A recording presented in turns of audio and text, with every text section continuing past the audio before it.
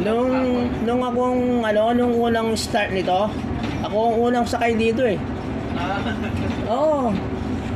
Hanggang dumami na. Diyan ako binababa palagi.